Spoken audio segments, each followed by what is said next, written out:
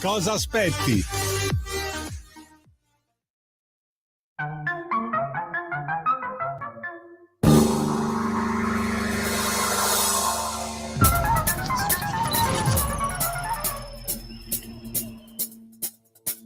Va ora in onda Zoom, il drive time in mezzo ai fatti con Antonino Danna.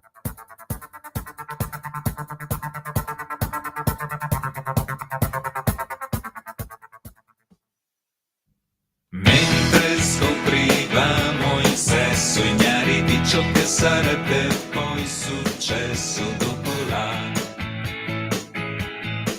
maturità. Eccoci che attraversiamo i girasoli bucanieri nati e andiamo via dalla realtà. Che fine hai fatto? Ti sei sistemato? Che prezzo hai pagato? Che effetto ti fa? Vivi ancora in provincia? Ci pensi ogni tanto alle rane? L'ultima volta ti ho visto cambiato, bevevi un amaro al bancone del bar, perché il tempo ci sfugge ma il segno del tempo rimane.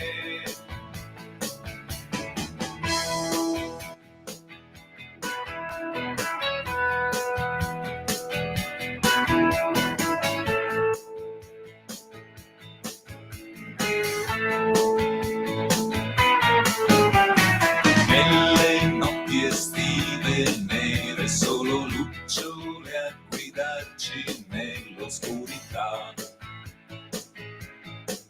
Un'era fa, la crudele pesca delle rane in uno stagno usato per l'irrigazione, io e te, fratello mio. Che fine hai fatto? Ti sei sistemato? Che prezzo hai pagato? Che effetto ti fa? Vivi ancora in provincia? Ci pensi ogni tanto alle rane? L'ultima volta ti ho visto cambiato, bevevi un amaro al bancone del bar, perché il tempo ci sfugge ma il segno del tempo rimane. Ma voglio immortalarti e ricordarti così, coi sandali il coraggio di Rane, se porterò morendo quella gioia che sarà con me. Io nel frattempo me ne sono andato, se vuoi ti ho tradito, che effetto mi fa? La piscina di un agriturismo ha coperto le rane. L'ultima volta che ti ho salutato, poi sono scappato nel cesso del bar ed ho pianto sul tempo che fugge, su ciò che rimane. Buonasera Antonino, a te la linea. Buonasera a te, cara Natalia, buonasera anche a Simone. Avete appena ascoltato i Baustelle con Le Rane, anno di grazia 2010, perché stasera siamo un po' nostalgici. Questo è un pezzo sulla nostalgia, quando ci si ritrova dopo tanti anni, magari con qualche compagno di scuola, con qualche amico che non rivedevi da tempo, e alle volte constati che, ahimè, non è propriamente la stessa persona che avevi lasciato a un certo punto della tua esistenza, e forse sarebbe stato anche meglio non rivedervi.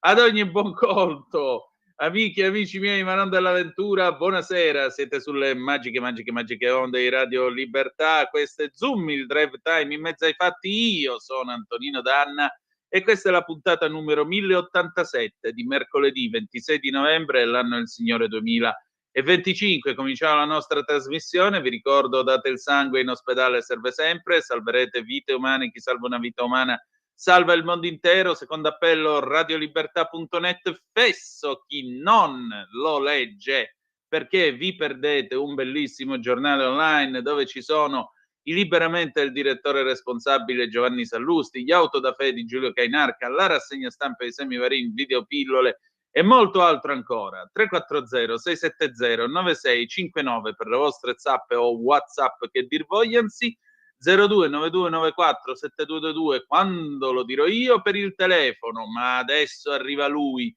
implacabile come non mai, Pierluigi Magnaschi con Diritto e Rovescio, e andiamo.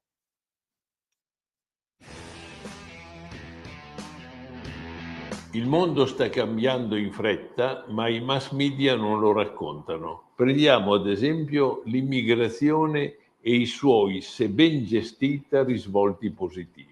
A Milano, alla fine dell'Ottocento, fu fondato dalle prime organizzazioni sindacali la Magolfa, cioè una storica mensa popolare. L'ultimo e attuale gestore è un libanese che ha sposato una pugliese e con lei lo ha trasformato in un ristorante. Il figlio, che ha un master in finanza alla Bocconi e ha lavorato anche a Londra, ha aperto sempre a Milano, in piazza 24 Maggio, la Magolfa Go, un ristorante popolare ma di qualità per impiegati, professionisti e operai. Il Go sta per in fretta. Si mangiano infatti in mezz'ora piatti di impeccabile tradizione lombarda, cucinati da immigrati del Bangladesh che non si sa come abbiano imparati a farli così bene.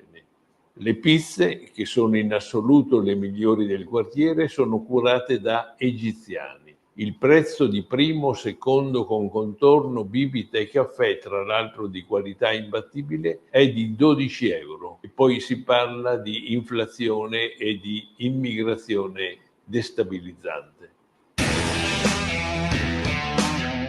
Sono pienamente d'accordo, posso dire che si mangia davvero bene. Comunque sì, siamo sempre a quel punto. Quando l'immigrazione è integrazione diventa un vantaggio per il paese. Quando l'immigrazione invece diventa faccio un po' quel che cacchio mi pare, allora lì diventa un problema.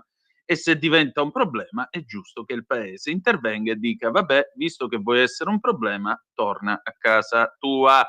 Ma tra poco adesso avremo il Qui Parlamento, con noi ci sarà il senatore Paolo Tosato perché parleremo delle elezioni regionali, segnatamente del voto nel Veneto. Diamo anche una breve occhiatina alle agenzie stampa, l'ADN Kronos, Ucraina, Russia, Cremlino, processo in corso per la pace serio. Trump difende Witkoff sulla telefonata con Ushakov.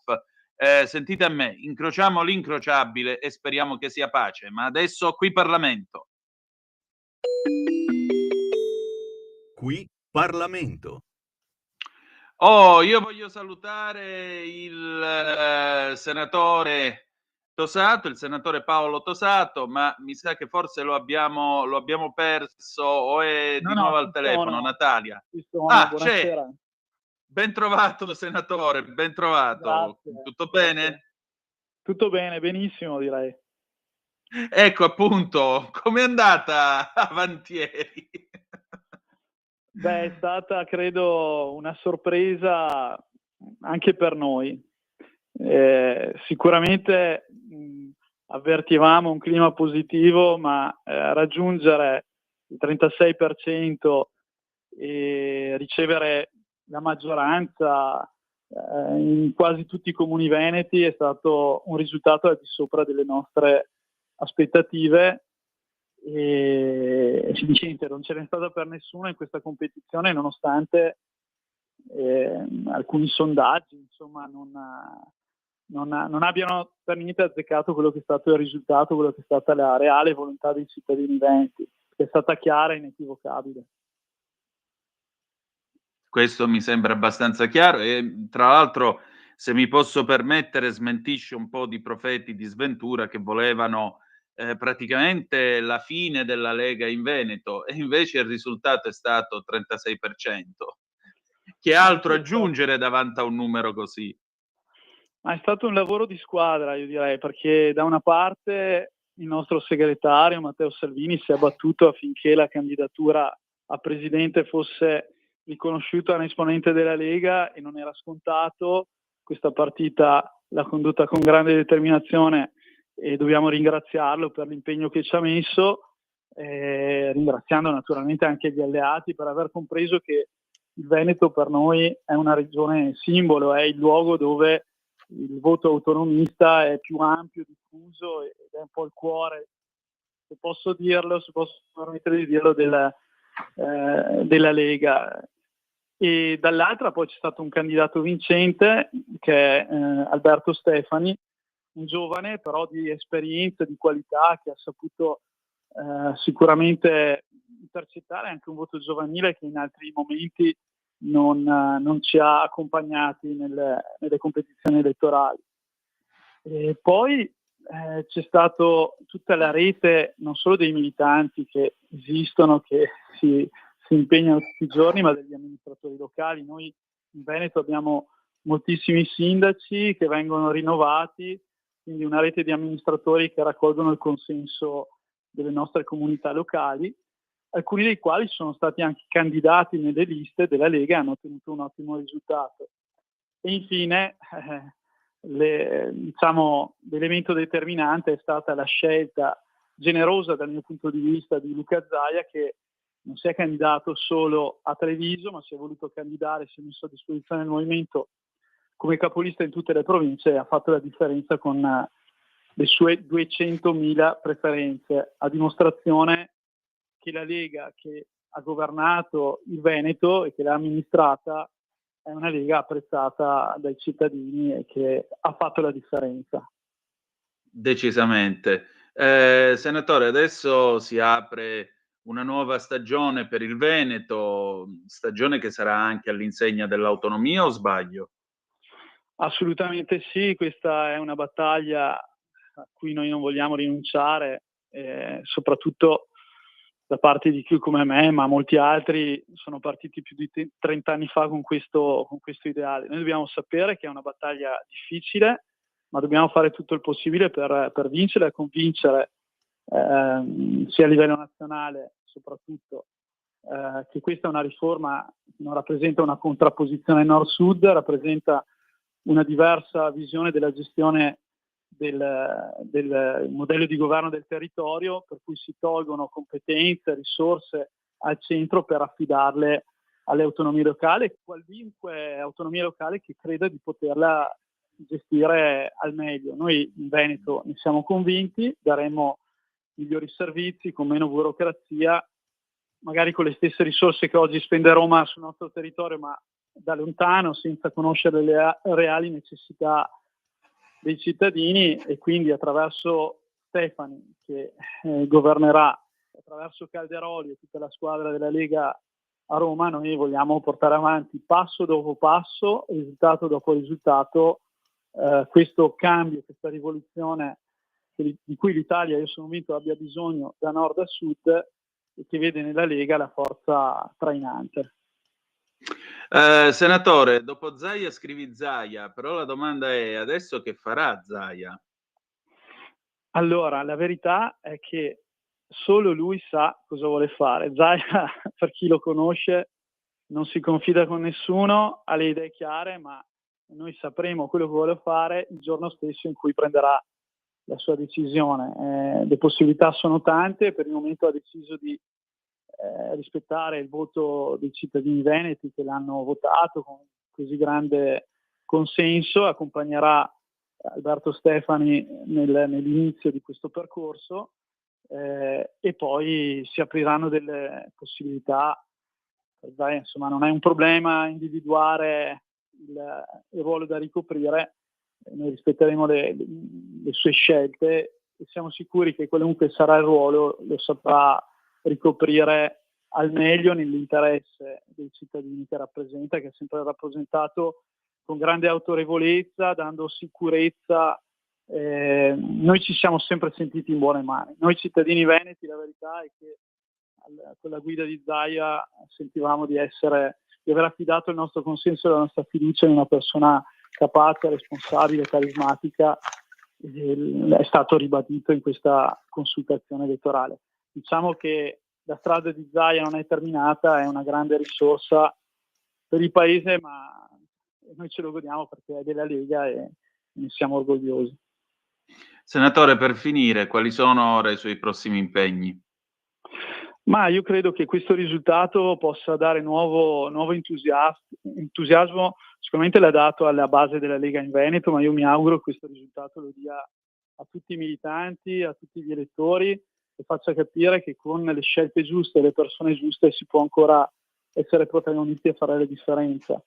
Oltre alla battaglia autonomista in Veneto bisogna dare una giunta adeguata e poi accompagnare da Roma, attraverso la legge di bilancio che stiamo discutendo, il ruolo degli enti locali a cui noi teniamo particolarmente, perché sono coloro che poi tutti i giorni danno servizi ai cittadini, e noi siamo qui anche per questo. Quasi tutti i rappresentanti della Lega Roma sono amministratori locali che sanno quanto sono importanti i nostri enti locali, che sono in prima linea per dare le risposte ai cittadini. Ecco, c'è un gioco di squadra in Lega che funziona e noi vogliamo portarlo avanti da Roma e dai territori.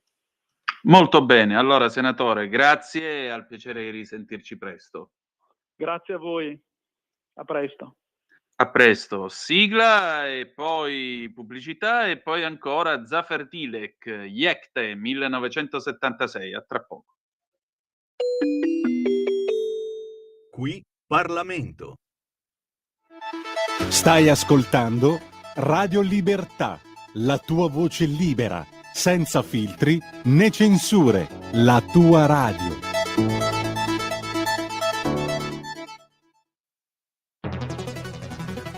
Ogni giorno migliaia di notizie ci raccontano i fatti che accadono in Italia e ogni giorno c'è una voce fuori dal coro. Quotidiano di Sicilia, il quotidiano d'Italia. L'informazione che ribalta i luoghi comuni, una vera visione dei fatti. L'Italia vista da sud. Ogni siciliano che vive in Italia e nel mondo è una risorsa, è protagonista della crescita della nostra nazione. Dai forza alla crescita della nostra isola, abbonandoti al QDS digitale più archivio a soli €99 anno. Quotidiano di Sicilia, il quotidiano d'Italia, una scelta di valore. Lo amiamo perché ci offre sempre le cose più buone e naturali.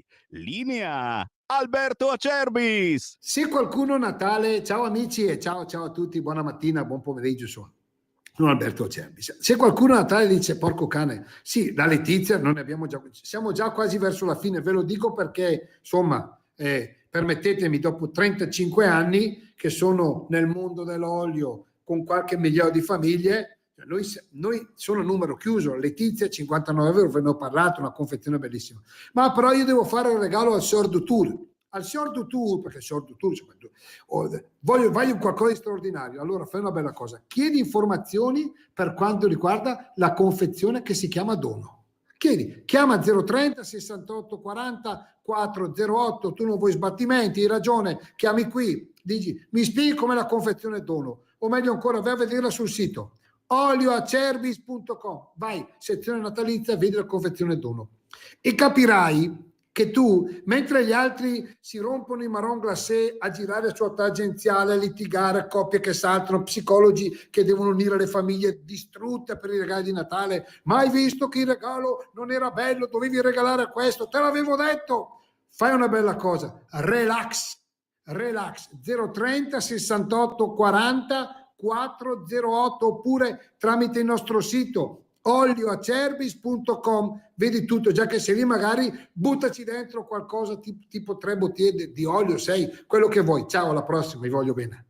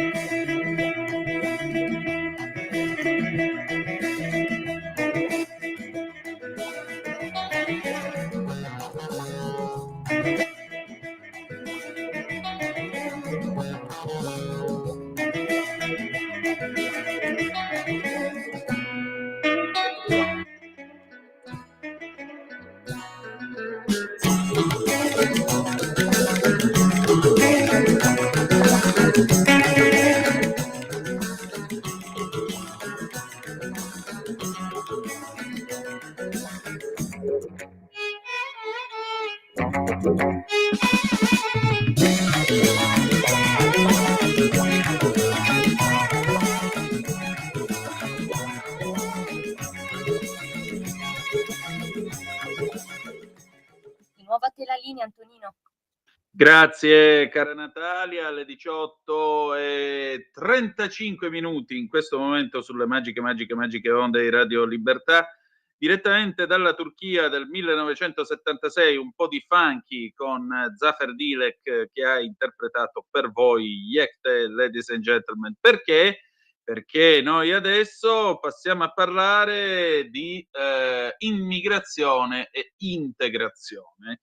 E tra l'altro lo sapete che la Turchia è un paese molto attenzionato dall'Unione Europea proprio perché dia un controllo e se volete anche una limitazione alle rotte dell'immigrazione, segnatamente quella balcanica, che poi si rovescia su Trieste. Noi andiamo vicino a Trieste, andiamo a Monfalcone dove c'è Anna Cisinte. Io ho parlato con lei perché Anna Cisinte sta osservando un, come possiamo dire, preoccupante fenomeno. Il preoccupante fenomeno è il seguente, signore e signori, e cioè che la sinistra in questo paese, un po' come nel libro di Michel Houellebecq Sottomissione, che immagina questo futuro distopico nell'anno 2022 in Francia, sì, il libro è di qualche anno prima, per questo immaginava questo futuro distopico, già passato. Insomma,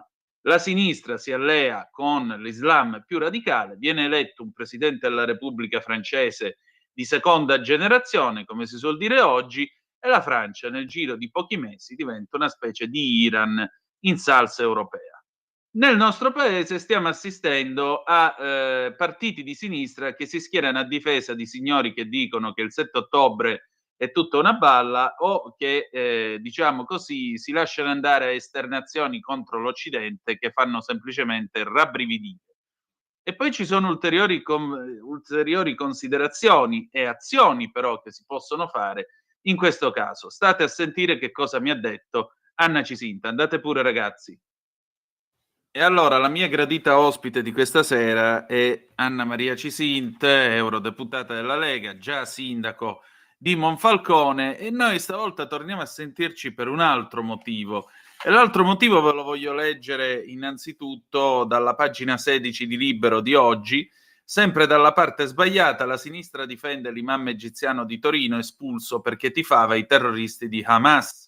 Il Viminale rimpatria l'islamico che aveva esaltato gli attacchi del 7 ottobre, ma PD, AVS e ANPI insorgono e vanno in piazza. Il razzismo, liberatelo, il centrodestra esulta, messaggio chiaro, chi polemizza odia la sicurezza.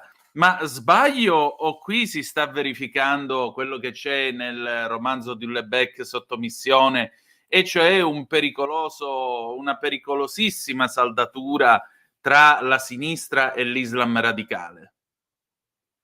Ma sì, questo ormai è fuori di dubbio, lo dimostrano ogni giorno di più. Se facciamo un attimo un rewind e pensiamo a come siamo arrivati qui, ci accorgiamo che la deriva è veramente anche vorticosa. Che cosa accade? Accade in questi casi che c'è un'evidenza anche mediatica fortissima, ovvero questo personaggio, questo imam di Torino, segue l'imam di Bologna, tale Khan, che è stato già espulso più di un anno fa perché rappresentava una minaccia alla sicurezza nazionale e nonostante fosse stato espulso ben dal suo paese ha lanciato pericolosi strali a me, a Matteo Salvini. Ora, per aver esaltato le azioni terroristiche del 7 ottobre, questo imam egiziano e anche aver avuto una commistione con Hanun, che insomma ormai è ben conosciuto, no?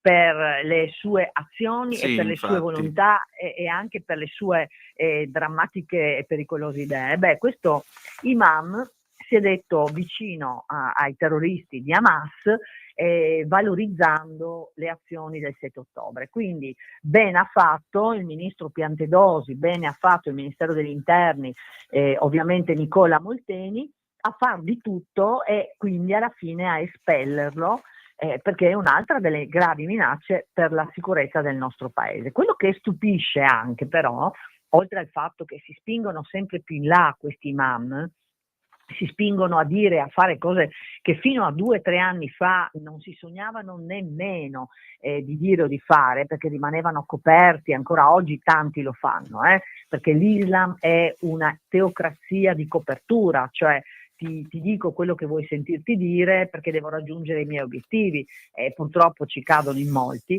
Però adesso sempre di più invece la sinistra dimostra la sua vera natura, che però ci porterà, se non si interviene ancora più nettamente, in un baratro, perché adesso addirittura cosa fa?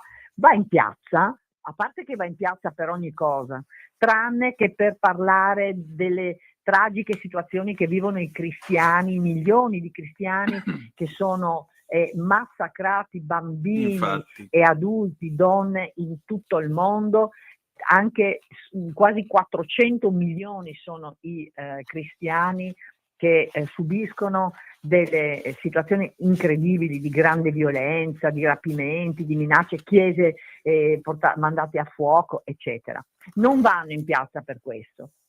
Vanno in piazza per dire che questo signore, questo imam vicino ad Hamas, deve rimanere in Italia. Cioè, ma ci rendiamo conto di che cosa succede oggi in questo paese? Abbiamo la sinistra che vuole che il nostro paese continui a vivere il pericolo con la presenza di soggetti che inneggiano al terrorismo di Hamas e che hanno vicinanze con tutti coloro con cui hanno fatto commistione, no, in manifestazioni pro Hamas. Ecco, la sinistra oggi è quella lì, cioè si schiera contro la sicurezza, perché questo è da dire, perché è conseguenziale il ragionamento, cioè si schiera contro la sicurezza per l'Italia, perché quell'imam rappresenta, e non lo dice la CISINT, lo dice dopo analisi il ministro che lo espelle, quell'imam rappresenta un pericolo concreto per l'incolumità dei cittadini e per la tenuta delle nostre istituzioni. Cioè non è un giochino così di basso profilo, è un problema gigantesco, oltre a quelli che si porta dietro, no? Ecco, questo avviene peraltro nell'assordante silenzio di questi soprusi e violenze che colpiscono, come dicevo prima, e a me dispiace tantissimo, e per questo lo denuncio, milioni di cristiani nel mondo, fedeli perseguitati, bambini rapiti nelle scuole cattoliche, chiese saccheggiate e bruciate. Ecco, loro manifestano per difendere gli estremisti, mentre in Nigeria, per dire, stanno massacrando intere comunità cristiane. Ecco, tra l'altro aggiungerei una cosa. Io mi ritrovo davanti a questa curiosa, come potremmo dire, a questa curiosa schizofrenia di questa sinistra che è sempre pronta a fare transfemminismo, a difendere i diritti degli omosessuali, a usare ministra, prefetta, presidenta, tutte queste robe qua. Ma questi lo sanno che l'Islam radicale, soprattutto dai fratelli musulmani, ai gay fa fare brutte fini, fa fare una brutta fine, e che le donne vengono considerate solo in 2 posizioni, verticale e orizzontale, cioè pulisci casa e fai figli? Esattamente. Cioè, Guarda, come fanno a centrato... conciliare sta roba? No, ma io penso che questa incoerenza di base che portano avanti, no, sia abbastanza trasparente di più. Cioè questa sinistra adesso è svenduta e direi ancora peggio, è svenduta e soggiogata a questo disegno dei gruppi fondamentalisti che usa la sinistra. Perché cosa fanno? Si insinuano, io l'ho visto a Monfalcone, ma sta accadendo anche a Roma, prima si insinuano nelle loro liste, ne sfruttano il consenso, poi entrano nelle istituzioni, questo è l'obiettivo che hanno, e poi da dentro vogliono demolire il nostro futuro. E non si rende conto la sinistra, come hai detto bene tu, che questo Islam, i fratelli musulmani, ma in generale l'Islam radicale, che vuol dire l'Islam, perché non ci sono altri aggettivi, l'Islam radicale è l'Islam, ecco, intende, come dire, eliminare tutti coloro che appunto il tema che hai citato adesso tu, di chi decide di fare quello che vuole della propria attività sessuale, per loro è inconcepibile. Appunto. Cioè gli omosessuali per loro sono da lapidare, capisci? È incredibile che la sinistra, che una volta era paladina dei diritti, oggi, le femministe sono sparite, perché io da sindaco ne ho tutelate di ragazze minorenni e maggiorenni, destinate a matrimoni che sono stati organizzati dal padre e dalla madre, perché poi la madre dopo una certa età è complice del padre sulla fine da far fare alle figlie femmine, e con l'inganno le portano nei paesi di origine, fanno finta di fare delle feste e poi invece arriva il matrimonio con magari anche il parente più vecchio. Quelli sono poi conseguono degli stupri, quelli sono veri e propri stupri, e poi tornano in Italia, questi ragazzi durante le scuole medie per finire almeno la scuola media, e te lo raccontano. Io le ho salvate parecchie, una non più tardi di qualche mese fa, disperata. Alcune poche hanno il coraggio, ma questa è la realtà. E le femministe di sinistra, quando parli di questa cosa, scompaiono, manifestano per ogni situazione, ma il patriarcato sta lì. Il patriarcato è nell'Islam, è l'Islam, è nella copertura del velo integrale, è nella non volontà di far comprendere che le lingue nei paesi italiani e europei si devono imparare, è nel fatto che la donna non deve lavorare, ma come hai detto tu, fare figli e badare alla casa, è nella scelta che il capofamiglia decide della sorte dei figli, e le bambine sono tenute a seguire questa linea. Quindi è incredibile che la sinistra sia quella che oggi è portatrice nelle proprie liste di questi messaggi, con l'inclusione di islamici che hanno come obiettivo: 1, applicare la Sharia; 2, creare la possibilità di avere delle moschee, spesso quasi tutte irregolari, dove predicare proprio queste situazioni, come accade ovunque, compresa a Novellara, dove il sindaco a 100 metri dal luogo di uccisione di Saman Abbas autorizza che ci sia un locale dove si prega, ed è un locale commerciale, quindi urbanisticamente da chiudere, e si predica quella modalità che ha portato all'uccisione di quella povera ragazza. Ecco. Questo è quello che oggi, in più con l'aggiunta della pericolosità dell'Islam politico, come il partito a Roma, come appunto a Monfalcone abbiamo raccontato nella prima occasione di una lista islamica. Ecco, appunto, tra l'altro Donald Trump in America sta per mettere i fratelli musulmani fuori legge, indicando questa organizzazione come organizzazione terroristica, tra parentesi, insieme sì, anche con gli antifa e quelli che vanno a prendere a martellate la gente in Ungheria, così lo diciamo pure en passant. Ecco, Trump mette... E noi altri invece che facciamo? Continuiamo a dirci quanto è bello il cielo di Bruxelles? Guarda, noi in Italia con questo governo e anche con il mio partito, con la Lega, stiamo lavorando tantissimo su questo. E con le mie colleghe abbiamo fatto partire l'osservatorio, ci sono degli obiettivi che abbiamo, perché bisogna arrivare anche a delle norme che siano poi, utili a chi deve farle applicare, molto chiare rispetto al tema. Non c'è un'intesa, quindi caro Islam, tu vuoi oggi esistere in Italia, allora firma che rispetti la legge e non che rispetti il Corano, quando la legge italiana si contraddice con il Corano.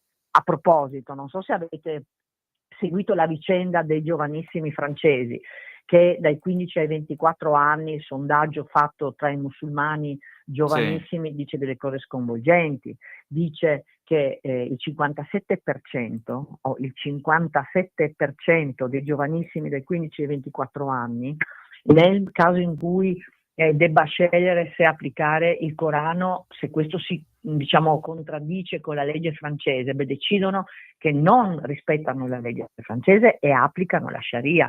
Il 57% è cresciuto al 45% in pochi anni la percentuale di coloro che ritengono che la donna debba utilizzare il velo integrale.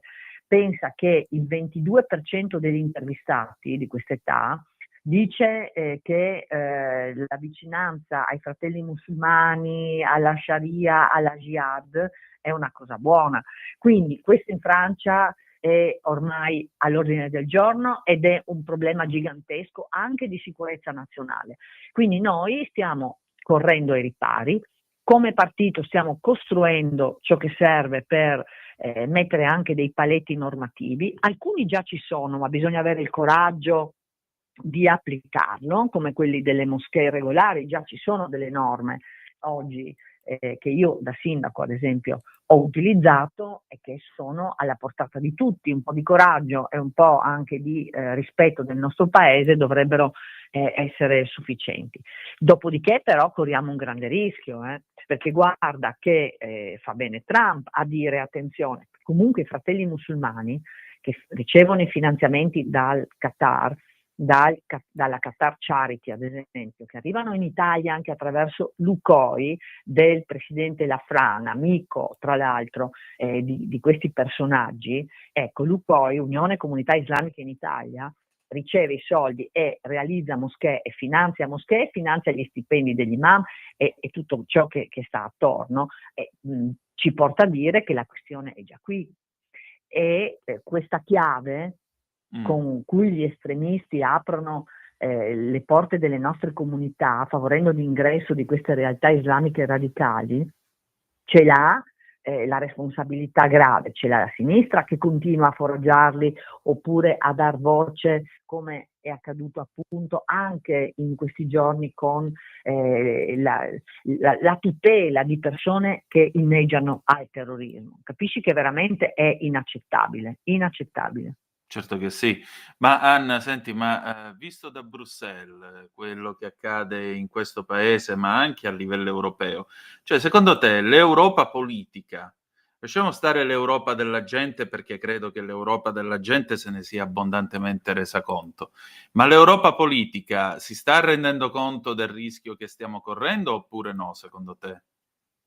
Ma vedi, la mia opinione dopo un anno abbondante di attività qui in Europa è che per fortuna che noi ci siamo, primo aspetto, perché lo sottoponiamo con le interrogazioni, lo evidenziamo scoprendo anche finanziamenti destinati a associazioni vicine a questo tipo di realtà molto pericolosa, no? Perché l'Europa ha finanziato anche associazioni che sono vicine ai radicalizzati, ai fratelli musulmani.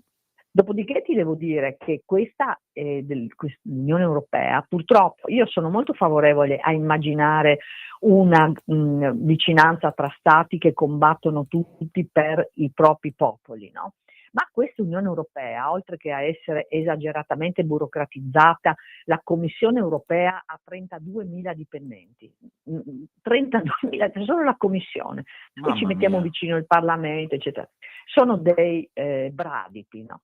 Quindi, così fatta, l'Unione Europea è autoreferenziale e tant'è vero che non riesce a stare sul pezzo mai, per nulla, fa delle scelte ideologiche e una delle scelte ideologiche è anche quella dell'accettazione di questo ventre molle in cui la radicalizzazione è entrata.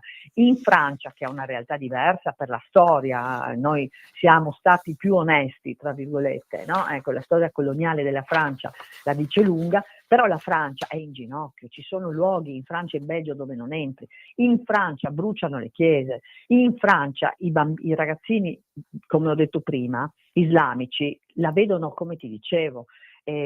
Macron ha ricevuto dall'intelligence francese 2 report molto chiari che dicono allarme rosso, radicalizzazione, devi intervenire Presidente, e lui ha dovuto fare immediatamente un gabinetto di sicurezza.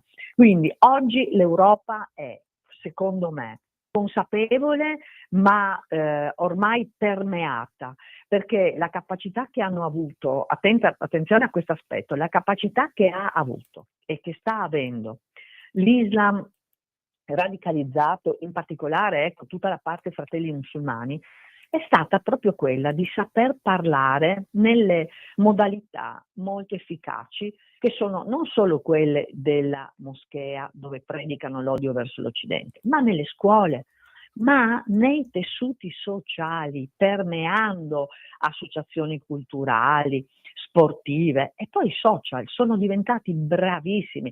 L'imam di Bologna, dopo Cani, è arrivato un altro imam. Quell'imam lì fa l'influencer, capisci? Quindi la pericolosità del come loro si diffondono sta nella grande efficacia che hanno. E purtroppo l'Europa è impegnata in tutto altro ed è molto autoreferenziale, cioè vive all'interno di se stessa. Questo rende impossibile fare azioni in qualsiasi campo, azioni nette, utili a trovare delle soluzioni. E gli islamici radicalizzati hanno individuato Roma è il punto di arrivo, come stiamo vedendo, perché hanno capito molto bene che il ventre è non molle, molto molle. Infatti, è proprio questo il punto.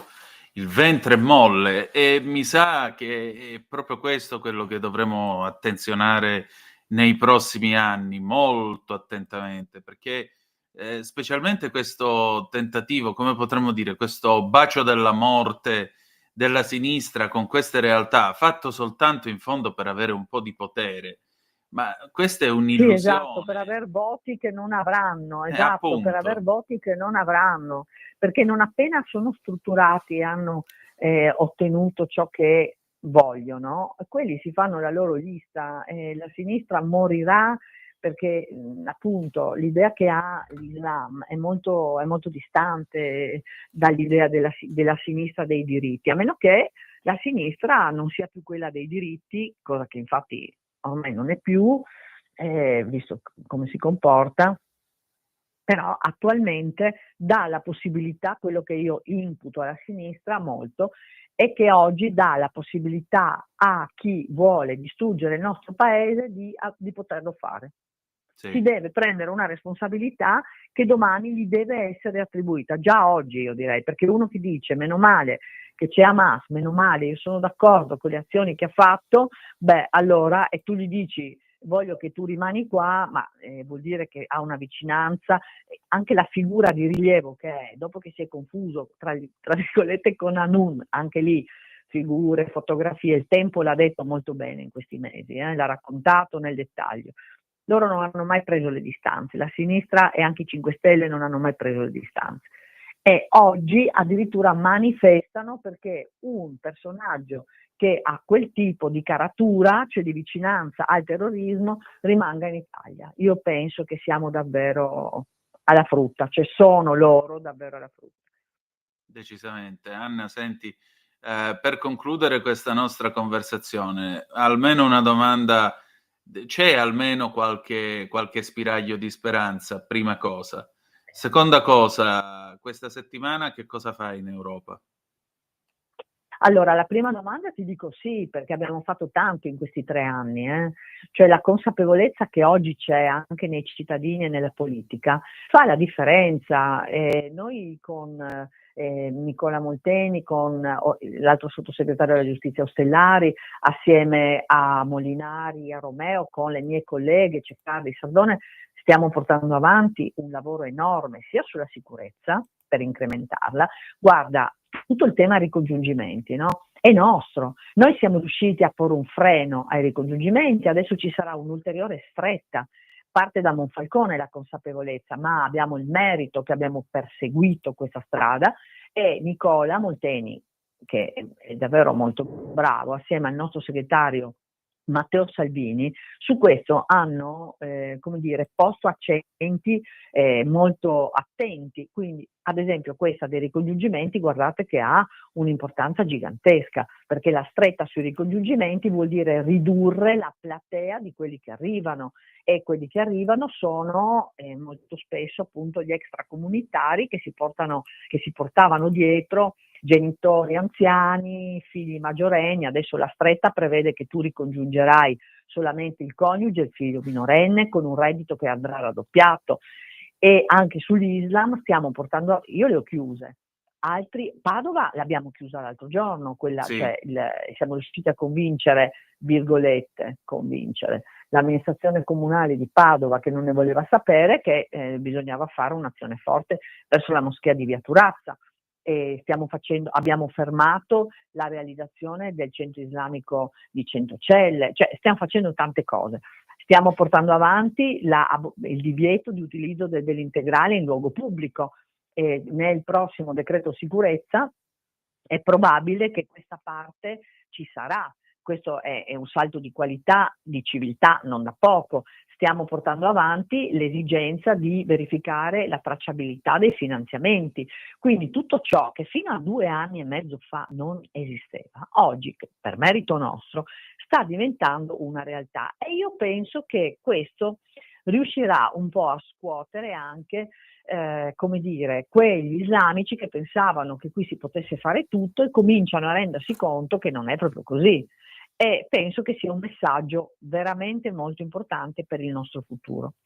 Invece che cosa stiamo facendo? Tanta roba, perché stiamo difendendo il nostro paese da questa incredibile, assurda ideologia, soprattutto del Green Deal, e oggi siamo andati in plenaria sostenendo alcune questioni in maniera molto forte. Noi riteniamo che si debbano rivedere quelle politiche. Purtroppo devo dire che spesso incontriamo anche la sinistra sta sempre dalla parte della lotta al futuro dell'Italia, perché comunque vota assieme spesso, anzi senza spesso, vota con i Verdi, sempre tutelando questa politica del Green Deal. Qualche volta i popolari lo fanno, qualche volta no, dovrebbero essere più decisi, no? a tutelare il sistema economico dei piccoli imprenditori. Qui mi occupo ovviamente anche di pesca, di portualità, stiamo combattendo l'ETS, che è una brutta tassa che pesa su tutti gli armatori e sul sistema delle logistiche, delle portualità italiane, perché chiaramente è un peso economico enorme per tutti coloro che fanno impresa nei porti dell'Europa, ma soprattutto in Italia, dove abbiamo affacciata l'Africa che quelle tasse non le impone. E quindi ci stiamo occupando anche di tutti questi aspetti e ovviamente anche, come dire, di coordinare le nostre azioni perché siano anche come gruppo e come delegazione sempre più importanti. E poi ci ragguagliamo anche con il nostro referente, con i nostri referenti al Parlamento che combattono come noi alla fine, guarda, la battaglia è per avere un futuro adeguato e per esistere su tutto ciò che riguarda la radicalizzazione, su tutto ciò che riguarda l'economia pure, perché se tu imponi tasse che altri ovviamente non devono a cui altri non devono ottemperare, oppure dici ai paesi terzi che possono importare merci agricole, eccetera, della pesca, ma non hanno i vincoli che hanno i nostri pescatori, che hanno i nostri agricoltori, tu fai il male delle tue aziende, capisci? Quindi è una battaglia al minuto qui. E va bene, allora buona battaglia avanti. Grazie mille, grazie per raccontarlo. In quanti ti promettono trasparenza, ma alla fine ti ritrovi sempre con la bocca chiusa e non puoi dire quello che pensi. Radio Libertà non ha filtri né censure, ascolta la gente e parla come la gente. We're going to dance. We're going to dance. We're going to dance and have some fun.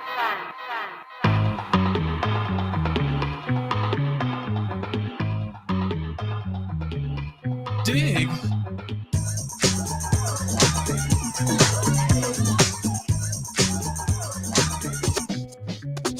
The chills that you spill up my back keep me filled with satisfaction when we're done. Satisfaction of what's to come. I couldn't ask for another. No, I couldn't ask for another. Your groove, I do deeply dig. No walls, only the bridge. My supper dish, my succotash wish. Sing it, baby. I couldn't ask for another.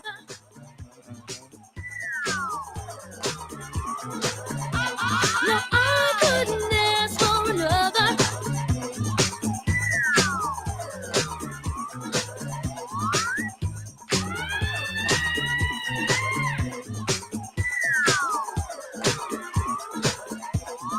Groove is in the heart. in the heart.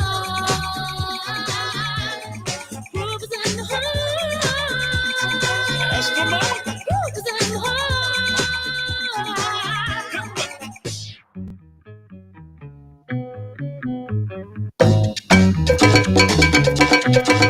Watch out. The depth of the groove moves us to the hoop.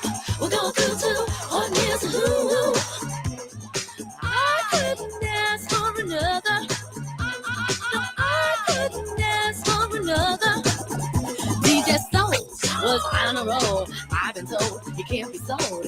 He's not vicious or malicious, just lovely and delicious. I couldn't ask for another.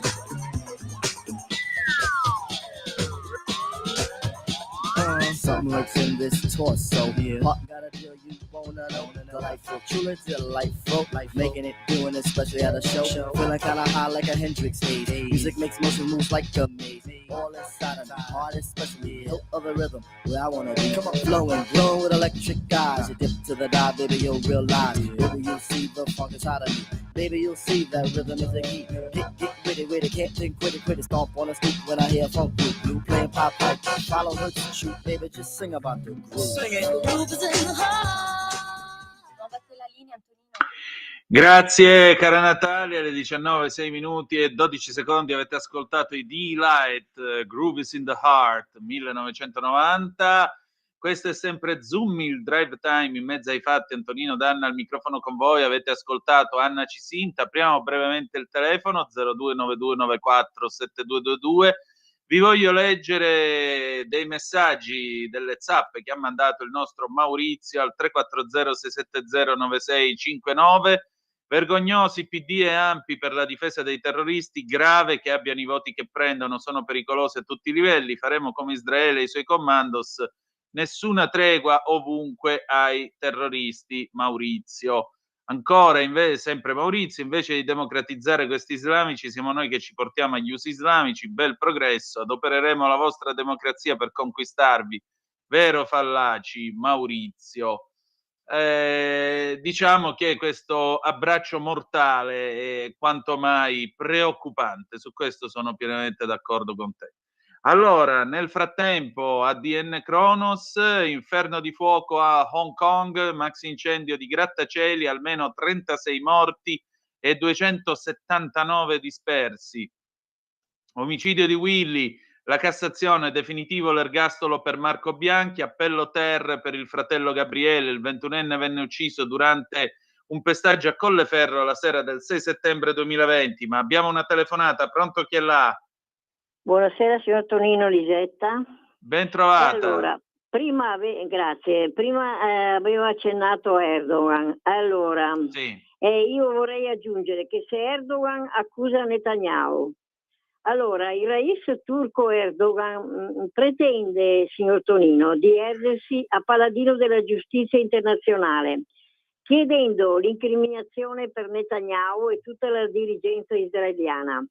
Questo signore, che mai ha fatto ammenda, secondo me, per il milione di armeni massacrati dai suoi connazionali un secolo fa, ha lui stesso dimostrato di che pasta è fatto, sterminando i curdi, compiendo rais in Siria, pretendendo miliardi soprattutto dallo zerbino UE per trattenere i clandestini in Turchia, calpestando quotidianamente i diritti umani.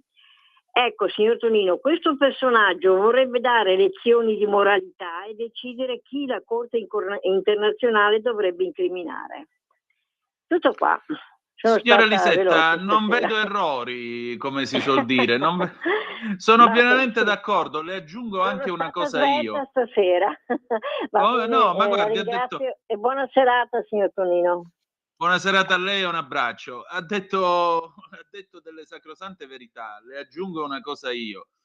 Erdogan e più in generale il governo turco, in realtà la Turchia ha virato pesantemente verso l'autocrazia. La Turchia prima di Erdogan era uno stato nel quale c'era l'Islam, ma era uno stato laico. Oggi è uno stato tendenzialmente islamico, che è ben diverso. Erdogan, quando gli si dice appunto del genocidio degli armeni, si contorce tipo gli indemoniati negli esorcismi quando gli buttano l'acqua santa addosso. Questo perché, malgrado siano passati la bellezza di 110 anni, il governo turco non ha assolutamente né il coraggio né l'intenzione di riconoscere il genocidio degli armeni, che è stato il primo genocidio storicamente accertato. Questo lo diciamo a beneficio di chi ci ascolta. Da un lato una democratura, quella di Erdogan, dall'altro l'unica democrazia del Medio Oriente, che si può criticare quanto si vuole, ma è pur sempre un posto in cui ognuno può averla cotta o cruda come meglio crede, perché questa è la democrazia. Bene, adesso però noi chiudiamo questa pagina e ci prepariamo alla seconda parte della nostra trasmissione. Orbene, ieri, lo sapete, è stata la giornata internazionale per la lotta alla violenza sulle donne. Noi al martedì abbiamo una puntata abbastanza piena perché c'è scuola di magia e quindi è stata una puntata politica, ma vogliamo tornare sul tema e ci torniamo con un'iniziativa che io trovo molto interessante, perché anche così si afferma e si rispetta la donna. Portiamole in pista a correre. Io vi porto a conoscere due pilote. Una è Francesca Patrese, che come sapete è nipote di Riccardo Patrese, il grande campione di Formula 1 degli anni 80 e 90, e poi c'è Federica Guerrera, con cui stanno mettendo in piedi una squadra corse al femminile che promette molto bene. State un po' a sentire che cosa mi hanno raccontato. Andate pure, ragazzi. Allora, anche se è mercoledì ed è il 26 di novembre, io ho chiesto e ho gentilmente ottenuto da queste due gentili fanciulle che tra poco si presenteranno. Una la conoscete già perché è spesso un habitué del garage dell'Alfista, l'altra si paleserà tra poco, specie per chi ci sta seguendo ovviamente attraverso la radio.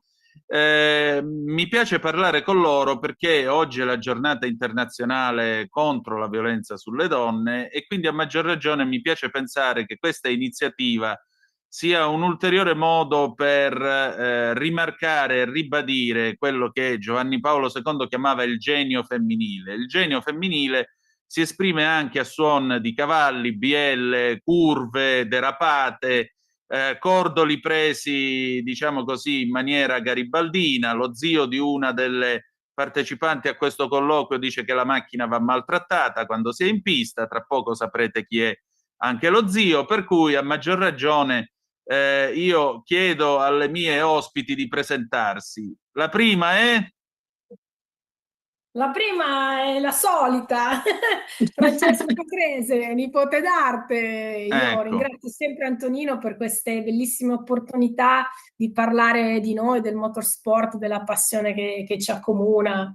E quindi sì, ecco, volentieri intervengo in una giornata come questa. Mi piace moltissimo la presentazione che hai fatto e devo confermare che durante delle prove a Imola lo zio si mise alle rivanze, alle acque minerali, si mise e mi disse: tu la maltratti poco, ma devi essere più aggressiva, devi entrare su quei cordoli più cattiva. Quindi effettivamente non hai tutti i torti, però ti anticipo già che anche dall'altra parte comunque non sono l'unica, diciamo, col DNA da corsa, perché anche quell'altra... E infatti la seconda gradita ospite è...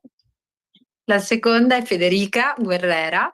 E intanto grazie Antonino dell'ospitalità e sono felice di condividere questo momento con Francesca, una meravigliosa conoscenza che insomma ho potuto appurare meglio questo weekend di gara insieme, e io penso di essere nata in mezzo ai motori, per cui credo che la passione si accomuni proprio partorita, intendo dire.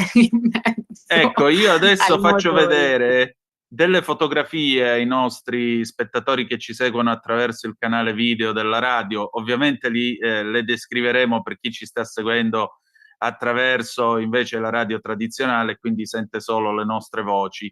Qui c'è un bel gruppo di gentlemen, anzi di lady drivers, di signorine o signore, insomma, che fanno le pilote, e in particolare questa è una squadra corse al femminile che voi avete messo in piedi, o sbaglio?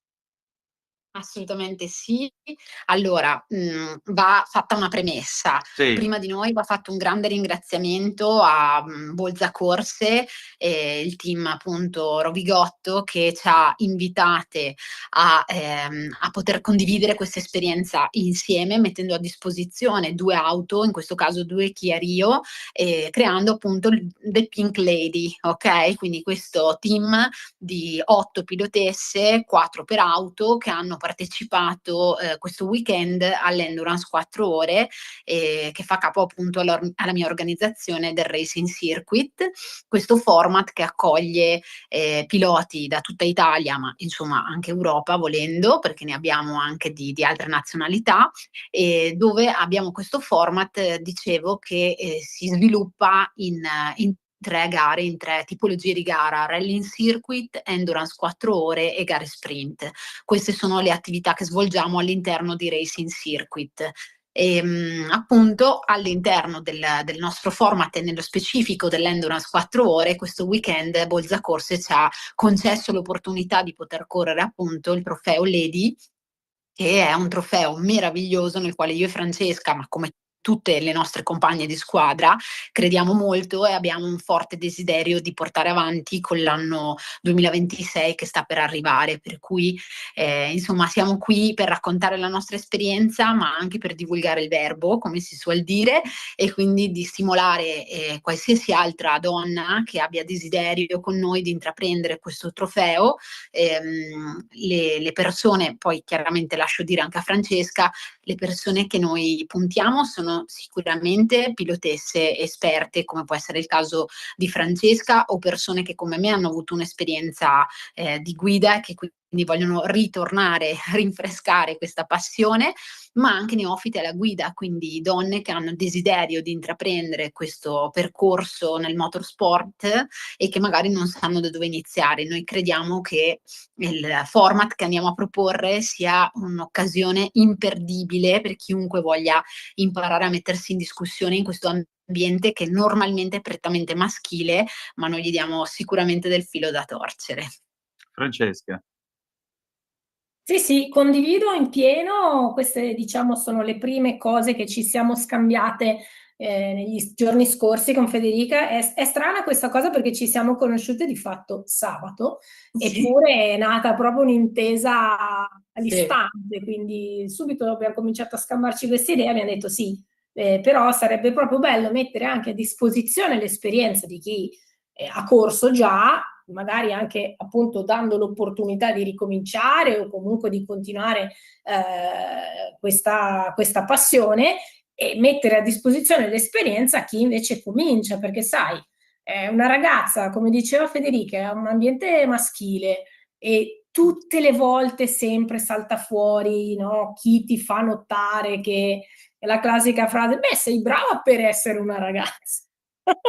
E quindi diciamo la neofita che si avvicina a questo mondo rischia anche di dire: beh, sapete cosa, non è che proprio mi diverto tanto a essere qui, a essere anche un po' sbeffeggiata. E quindi insomma mettere a disposizione un team, un'esperienza, anche dei piccoli briefing, adesso non so se si arriverà addirittura a dei corsi, però insomma qualcosa che possa mettere a proprio agio le ragazze che cominciano, secondo me può essere davvero utile, perché di ragazze che vanno ce ne sono, di ragazze col piedino pesante, quindi bisogna cercare di dare loro un modo per esprimersi in qualche maniera, no? Quindi queste sono le cose che ci siamo dette, speriamo di riuscire a tirare in piedi per il 2026, perché sembra che ci sia tanto tempo da qui a febbraio, in realtà è 1 minuto e mezzo. No, vola. Vola via. Abbiamo già cominciato a imbastire tutta una serie di progetti e programmi e vediamo, dai, potrebbe essere una cosa che ha un bel risvolto da tutti i punti di vista, insomma. Scusate. Anche dal punto di vista mediatico, se vuoi, perché comunque è inutile negare che 2 team di ragazze che corrono in pista e si sportellano coi maschi attira sempre l'attenzione, non c'è niente da fare. Certo. Per cui ovviamente anche dal punto di vista mediatico può avere una bella risonanza questa cosa. Però vi pongo una domanda, no? l'automobile che io sappia si guida con ambo i piedi, a meno che non ci sia il cambio automatico, ma ne servono due, con ambo le mani, che mi risulta tengano sia il volante che la leva del cambio in caso di necessità, e qualcuno aggiunge, almeno i piloti e i collaudatori dell'Alfa Romeo dicevano, anche il fondoschiena, perché l'automobile va sentita anche e soprattutto con quella parte anatomica. Siccome sia gli uomini che le donne sono entrambi dotati di due piedi, due mani e un fondoschiena, allora ecco, è qui che nasce a maggior ragione la domanda: per quale motivo dire te la cavi bene per essere una donna, visto e considerato che gli ingredienti principali sono uguali per entrambi? Quindi in realtà si parte dallo stesso punto di partenza, non è che si parte, qualcuno è avvantaggiato, qualcuno è svantaggiato. Perché si fanno questi discorsi secondo voi? Franci, se mi permetti di iniziare a rispondere. Prego Federica. Avrei subito qualcosa da dire. Allora, prima di tutto, Antonino, secondo me, perché viviamo molto, soprattutto in Italia, di luoghi comuni. Di solito si dice sempre voi donne come voi uomini, cioè si tende a categorizzare molto, e secondo me questo è il primo gancio di partenza, il fatto che comunque di luogo comune si vive, di conseguenza donna al volante, pericolo costante. Questa è la classica, più tradizionale, più diciamo semplicistica, se vuoi, tra le battute che vengono rivolte alla categoria femminile alla guida. E per questo si presuppone che questo valga per tutti quanti, cioè per tutte le persone facenti parte della categoria. Quindi, vivendo appunto di luoghi comuni, e francamente mi viene anche da dire di ignoranza, non si apre la mente e non si permette alla categoria femminile di dimostrare invece che anche noi valiamo, come in altri sport, anche in questo. Quindi la fortuna magari mia e di Francesca è stata quella di essere partorite, come abbiamo detto prima, in mezzo ai motori, e quindi di aver avuto l'opportunità rispetto ad altre donne di poter coltivare questa passione, e sicuramente nel caso mio appresa da mio padre, cioè respirata proprio davvero fin da che ero bambina, e che sento nel sangue, cioè mi piace, non so che dire, mi accende proprio. E anche se per tanti anni, per mie scelte personali, perché ho fatto famiglia eccetera, mi sono staccata da questo mondo, ad oggi mi ritrovo ad avere la possibilità di poterlo ricoltivare, partendo da quello che spiegavo prima, l'organizzazione di eventi, ma anche come pilotessa, quindi in prima persona. Quindi il mio pensiero è che non c'è proprio la disponibilità quasi ad accogliere, a uscire da questo luogo comune, e quindi ad accogliere l'idea che anche la donna al volante può distinguersi, può farsi valere. E chiaramente nel panorama non solo italiano, europeo, ma anche mondiale, insomma, riconosciamo dei talenti come donne pilotesse, cui contro mi fermo qua. Beh, direi, ne citiamo una, la Taruffi, oppure se preferite Tatiana Calderon, che era la terza pilota, nonché collaudatrice per la squadra corse dell'Alfa Romeo, quando l'Alfa Romeo ha avuto questo ritorno in Formula 1, sia pure come Alfa Sauber e così via. Però io credo che i tempi siano maturi per avere anche le donne a correre in Formula 1. O c'è ancora il tabù pure nel circus, per cui deve essere per forza questa idea dell'eroe senza macchie e senza paura che si mette lì al volante e divora le curve a 300 all'ora? Ma io adesso non entro nel merito del circus perché non ne sono così dentro, non più perlomeno, però è un dato di fatto. Da quanto è? Dal 1980, quando c'era la Giovanna Matti, che non si vede una donna in Formula 1. Se ne è parlato, però poi di fatto in griglia non c'è mai andata una donna. Quindi chi lo sa poi le dinamiche che entrano insomma nelle scelte. Il fatto sta che donne in Formula 1 non se ne vedono, pur essendoci in qualsiasi contesto del motorsport delle donne che insomma altro che se vanno come se non più degli uomini, per cui insomma, ma chi lo sa, cerchiamo Io sono completamente d'accordo con Federica, insomma cerchiamo di comunque toglierlo pian pianino, ci vorrà tempo, ci vorrà, però ci arriveremo insomma a togliere questo stigma. Io penso che tutto sommato ci sia un po' ancora quella credenza, se vuoi, del fatto che sì, il mezzo è lo stesso, perché tu dici in effetti la prestazione non è che la fa l'essere umano, dove ci potrebbero essere delle disparità dovute al fisico, è un mezzo. Non lo so se effettivamente ancora qualcuno crede che le donne non abbiano il coraggio sufficiente. Può darsi che qualcuno pensi che una donna non ha il coraggio di andare forte, di andare al limite, e cercheremo di fargli cambiare idea. Non so cosa dire. No, ma sai, secondo me siamo sempre a quella battuta un po' grossolana, conta la tecnica. E tu dici il mezzo è lo stesso, sì, però poi c'è sempre qualcuno che lo comanda il mezzo. Allora la domanda che vi pongo è proprio questa: in che cosa secondo voi in pista le donne hanno una marcia in più rispetto agli uomini e in che cosa un po' meno? La testa? Anch'io stavo facendo quel pensiero. Prego, Federica. Allora, voglio riassumerla davvero velocemente con questa cosa, poi spero che Fede possa aggiungere qualcosa. Allora, il discorso è che io sono vecchietta e quindi posso permettermi di dire che proprio statisticamente nei maschi, negli uomini, è molto più probabile che gli si spenga il neurone quando mettono il casco. Nelle donne è meno probabile e quindi la testa rimane lucida. E quindi questo permette poi la prestazione, non so, a dispetto magari di uno che si scalda troppo, gli sale la pressione, non so che cosa possa succedere nel cervello di un uomo che va un po' su di giri, diciamo così, ma va oltre, cioè diciamo fa un fuori giri. E quindi a quel punto lì, bellissimo l'adrenalina, bellissimo tutto, però sbagli. E quando sbagli o fai il danno o comunque non stai andando forte, perché per andare forte devi essere lucido e freddo. E secondo me le donne hanno maggior capacità di rimanere lucide e fredde. Questa è la mia personalissima visione. Federica?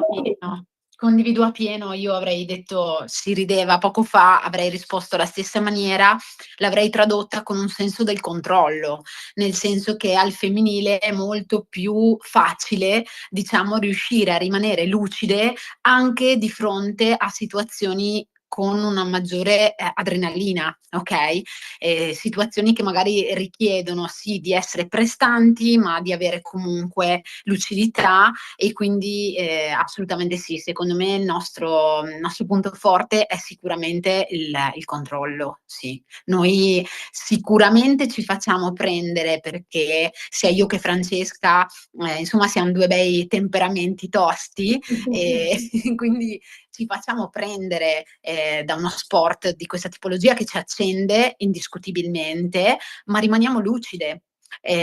Faccio un esempio. Io non salivo in macchina da 15 anni, inteso come competizione. Sì. Francesca da 16, questo dato ce lo siamo scambiate proprio ieri sera al telefono.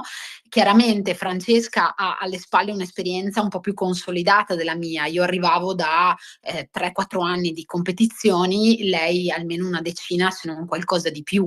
Quindi sicuramente un'esperienza più consolidata rispetto alla mia. Le ho detto proprio ieri al telefono, quello che mi ha fatto salire serenamente in macchina e partire è stato il piccolo confronto che abbiamo avuto prima del mio turno, cioè Francesca è riuscita a spiegarmi il tracciato con lucidità e passandomi proprio questa sensazione che è molto donna del controllo e quindi mi sono sentita guidata, capita, compresa e questo insieme diciamo a quella componente più pazza che sicuramente insomma chi sceglie di fare uno sport come questo è il mix perfetto perché le cose funzionino, quindi mi accodo al 100% alle sue parole. Federica, io quando mi rapporto con chi corre, sia che siano sport motoristici che degli sport, come nel caso di Francesca, l'equitazione, resto sempre affascinato da questo fatto. Cioè, secondo me c'è un punto di vista filosofico in tutto questo. Fuori dallo spazio e dal tempo c'è un orologio che porta il nostro nome ed è fissato su un preciso giorno, data e ora e nessuno lo può eludere quell'appuntamento.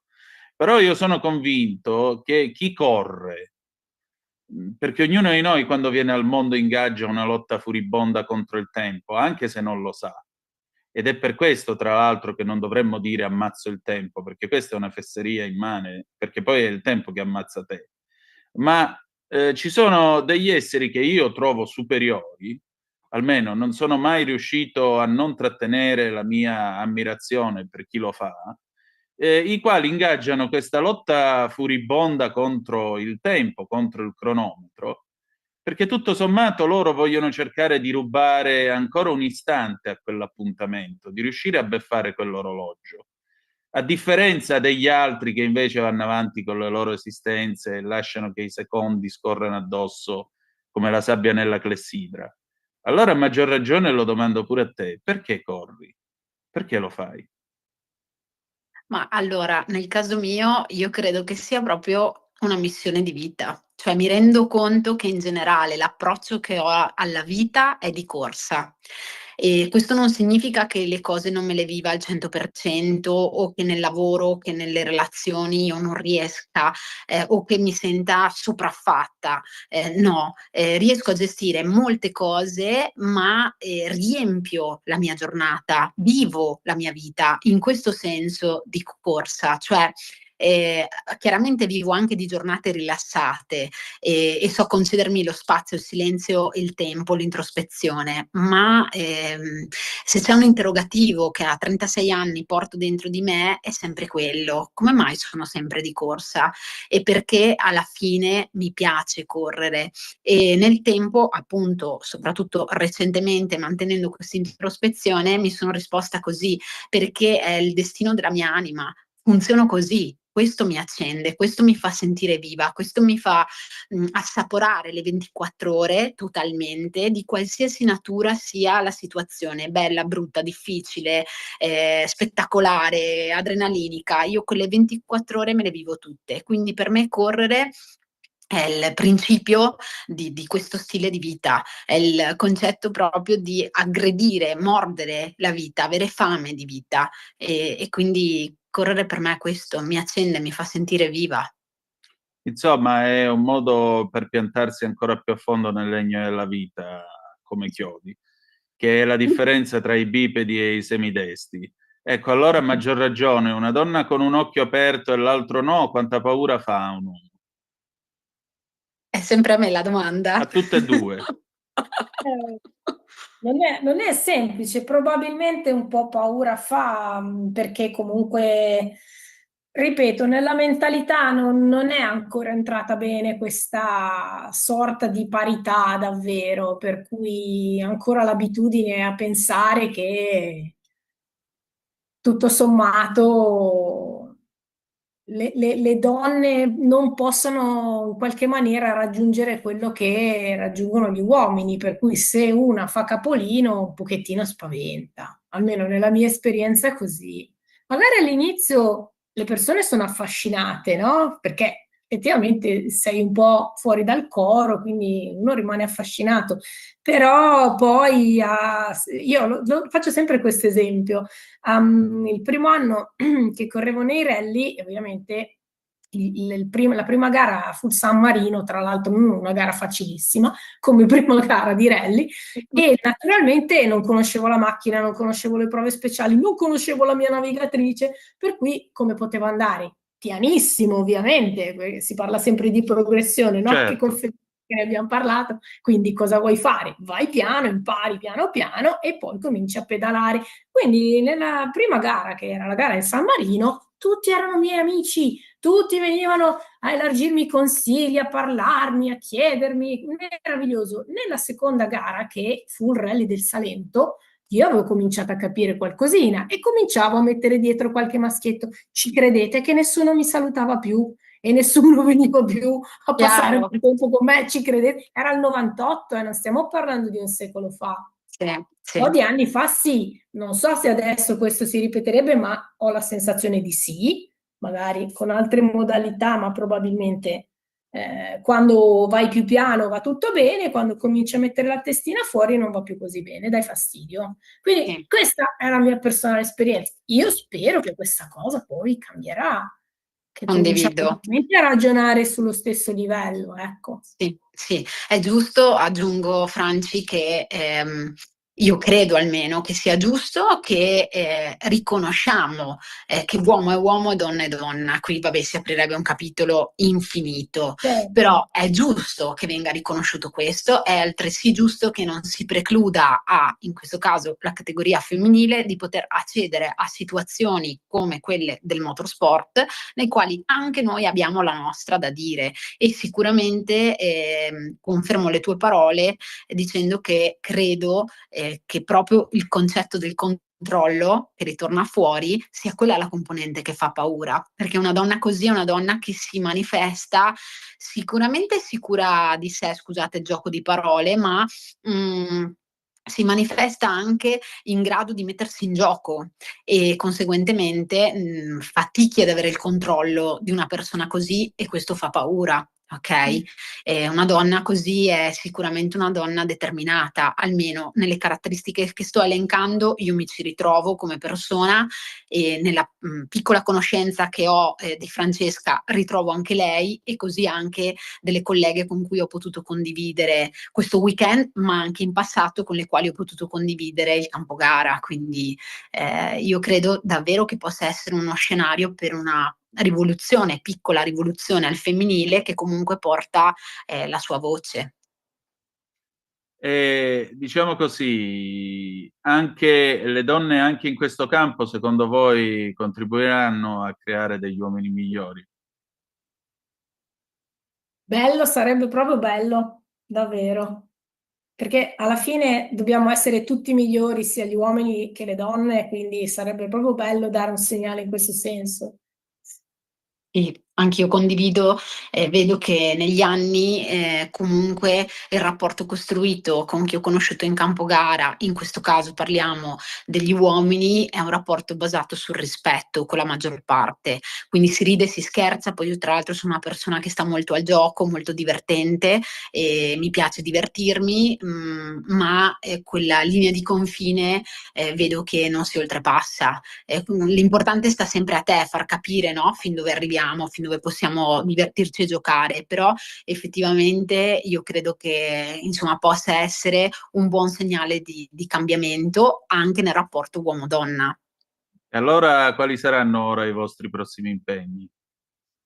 I nostri prossimi impegni sicuramente saranno trovarci a stretto giro, perché abbiamo un calendario da gestire e il desiderio è proprio quello di promuovere questo trofeo che partirà con l'inizio del 2026, si è già aperto diciamo con quest'anno, con l'esperienza che abbiamo appena raccontato, ma vedrà il suo sviluppo nel 2026 con appunto le tappe che in questo caso si troveranno all'interno del mio campionato Racing Circuit, e le svilupperemo appunto in 4 tappe di Rally Circuit. La formula in questo caso è pilota più navigatore, si corre quindi in equipaggio di 2 persone, prosegue poi con l'Endurance 4 ore, che è la disciplina che abbiamo corso io e Francesca, in questo caso l'equipaggio è composto da 4 piloti e dalle gare sprint, che sono diciamo gare di velocità che sicuramente saranno adatte anche e soprattutto a chi è neofita,